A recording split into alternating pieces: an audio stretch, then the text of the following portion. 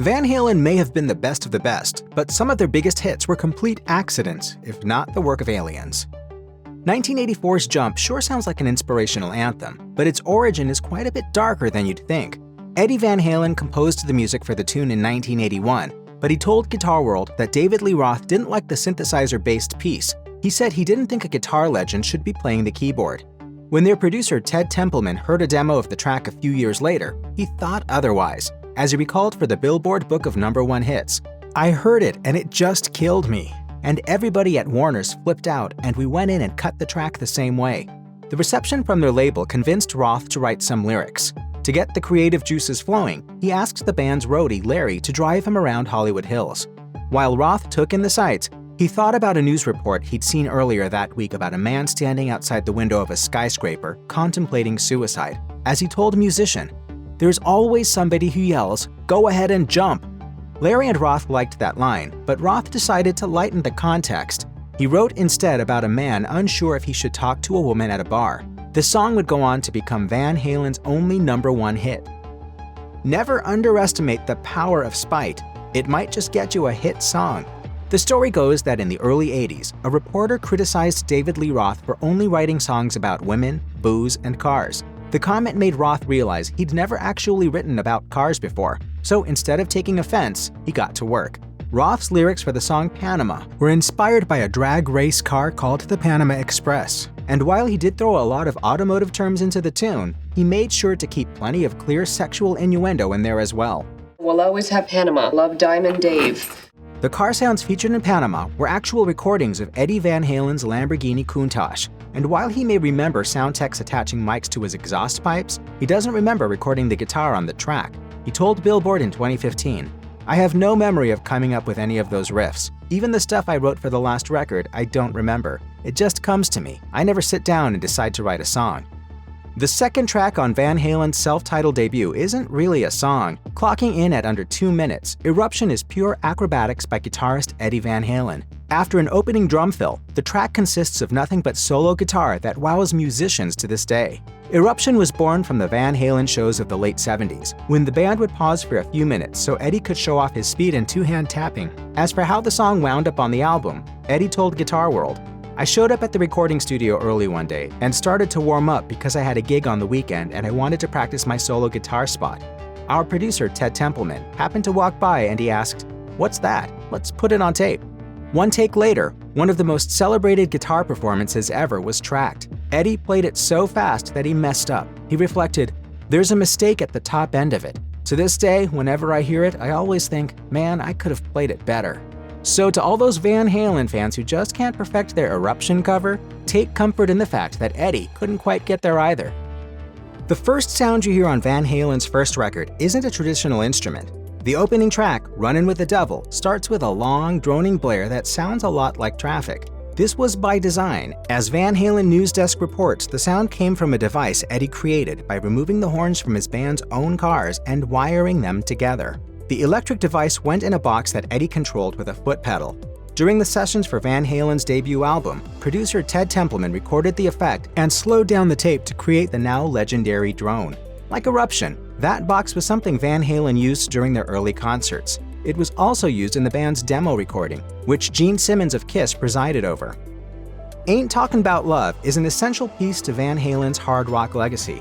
It's an epic, riffy song drenched in effects, but there are other elements buried in the mix. A simple and repetitive guitar riff, casually dark lyrics, and a Ramones-esque hey hey hey. The reason? Eddie Van Halen told Guitar World it was conceived as a punk-adjacent song, but as a joke to send up the genre that he didn't quite understand or appreciate. Ain't Talkin' Bout Love was originally supposed to be a punk rock parody. It was a stupid thing to us, just 2 chords. It didn't end up sounding punk, but that was the intention. Eddie wrote the song by himself in David Lee Roth's parents' basement in 1977. He thought so little of it at the time, he waited 6 months to share it with the rest of the band.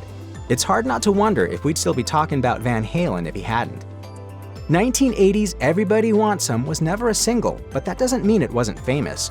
It made its way into the cultural consciousness by way of soundtracking a claymation sequence in the 1985 movie Better Off Dead, and serving as the title of the early 1980 set Richard Linklater film Everybody Wants Some.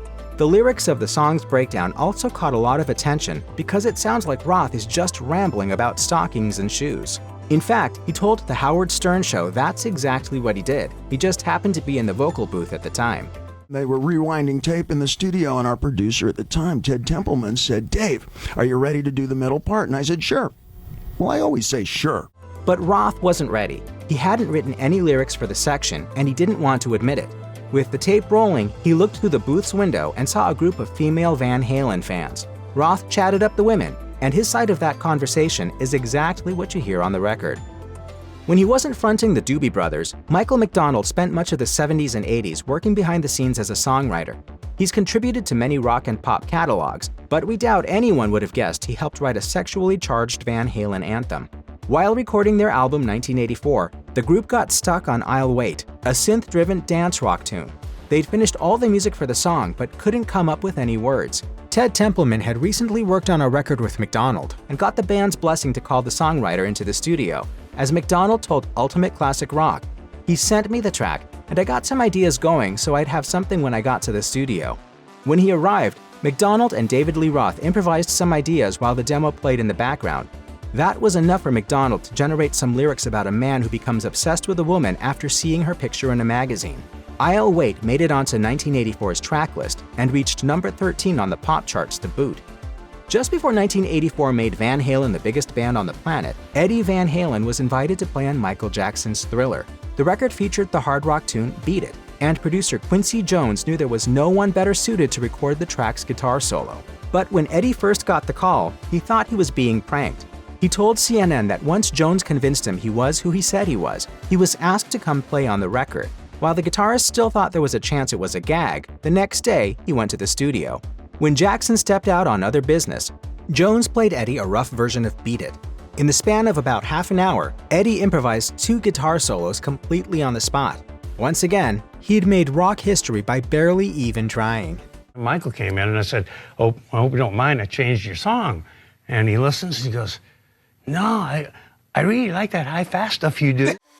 When David Lee Roth left Van Halen in 1985, the band brought Sammy Hagar in as their new frontman. As he settled in and Eddie Van Halen got more into synthesizers, the band shifted away from party anthems and began writing more pop-oriented music about love and life's mysteries.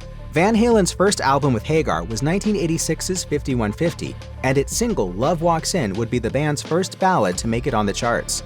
Love Walks In may sound like it's about big feelings and new romance, but it's actually about Hagar's time with aliens. Speaking with Guitar Magazine, the singer claimed that when he was around 19, he woke up while extraterrestrials telepathically filled his brain with knowledge.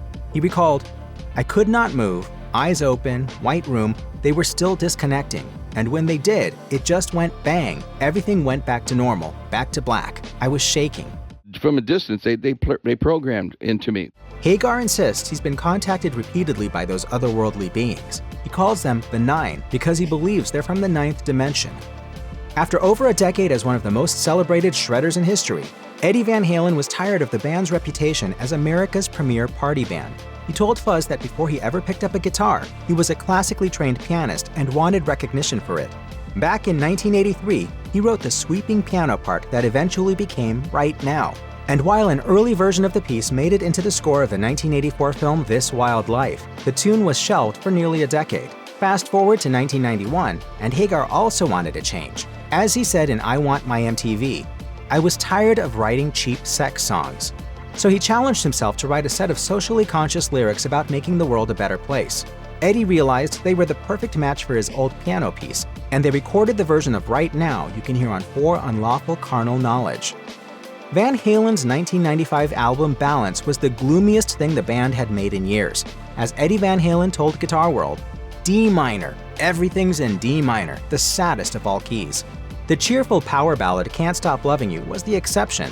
This was by design, as producer Bruce Fairbairn insisted the album needed something more optimistic to brighten it up.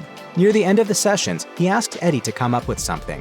The guitarist considered digging through his archives to find something he'd already written, but ultimately came up with something completely new. And if any blues fans out there have noticed the lyrics bear a resemblance to Ray Charles's 1962 hit I Can't Stop Loving You, that too was on purpose. Hagar pretty much admitted it by saying Ray's name in the last chorus.